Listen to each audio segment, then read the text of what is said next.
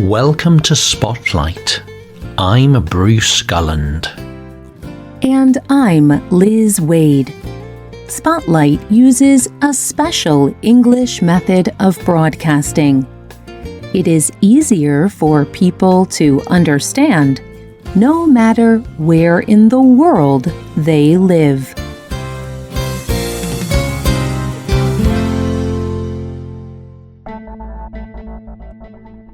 It is 2015. A rocket ship stands upright in a large field. The technicians inside have made sure it is safe.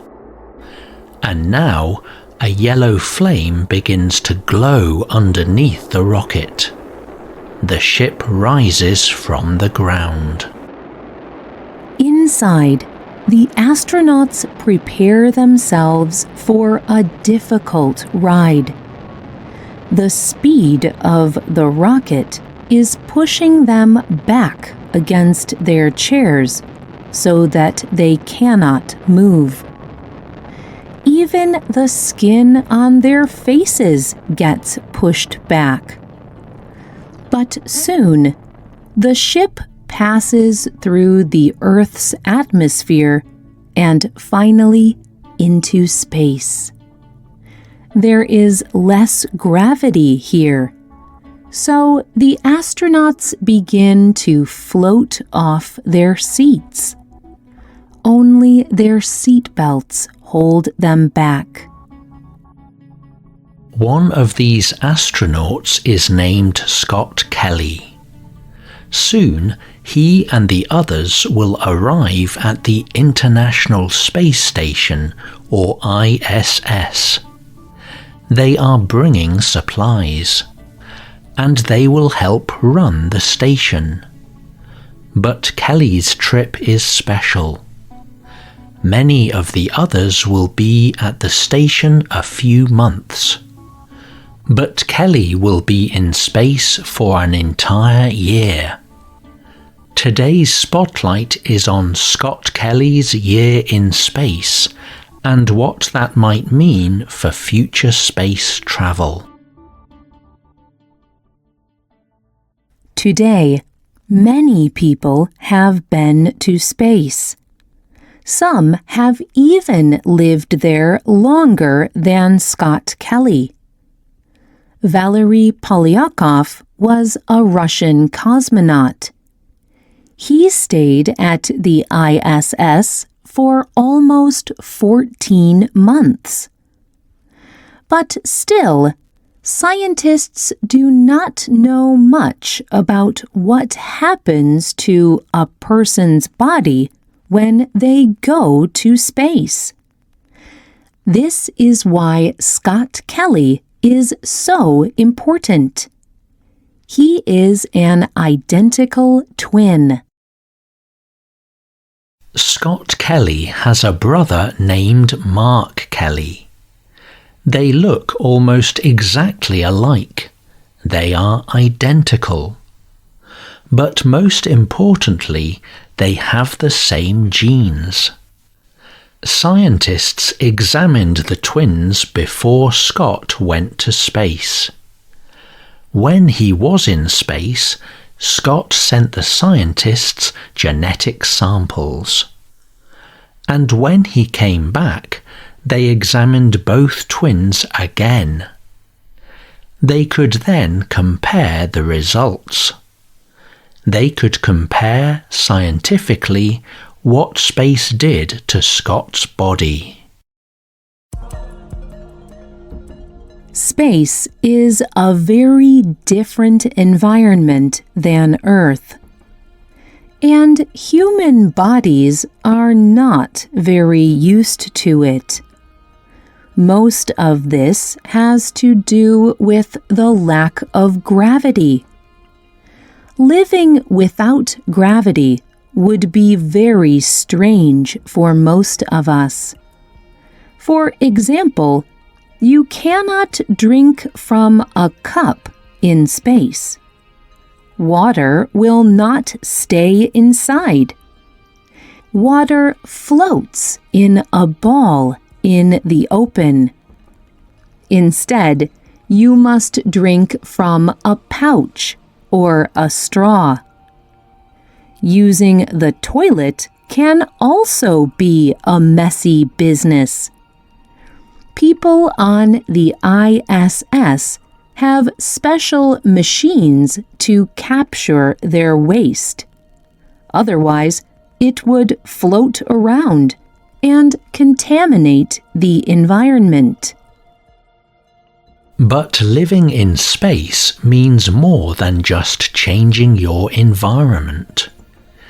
It actually changes a person's body. When Scott Kelly entered the ISS, there was no gravity pushing down his spine. So his spine got longer. In space, he was about 3 centimeters taller than on Earth. He also did not have to use his muscles much. In space, you can float in one direction just by lightly kicking a wall. Or you can guide yourself with your hands. This sounds very fun. But it also means muscles atrophy and lose their power to move. If a person were to go from space to Earth, it would be very difficult for them to move. So people living in space must exercise a lot. This also keeps their bones strong and healthy. But other changes happened to Scott Kelly that no one had seen before. The way his genes worked changed. People's genes do not change, but a person's environment can change what those genes do. Scientists call this gene expression. If a person is in a very stressful environment, different genes will express themselves. Scott Kelly was in a very strange environment. So his genes started expressing themselves differently. Christopher Mason is a professor at Weill Cornell Medicine. He also helped study Scott and Mark. He spoke about the study at a conference. As soon as Scott got into space, there was a huge change in over 1,000 genes that are changing a lot. So clearly, the body and cells were adapting to this new environment of space. Few of these changes hurt Scott Kelly. Some even made his immune system stronger. But being in space for a year did have some negative effects. The shape of his eyes changed. His vision got worse. His blood vessels became swollen. He got greater risk of heart disease. Scott also encountered some radiation in space. This means he has a higher risk for cancer. After 340 days, Scott Kelly returned to Earth. But even after he left space, scientists continued studying him. Most of the changes did not last long. Some of his DNA was damaged, and he had a harder time thinking as quickly as before. But several months afterward, he reported feeling normal again. These results are very important for future space travel. Not everyone's bodies will change like Scott's. Space affects everyone differently. It even affects women differently than men. But Scott Kelly's year in space will help predict things that might go wrong.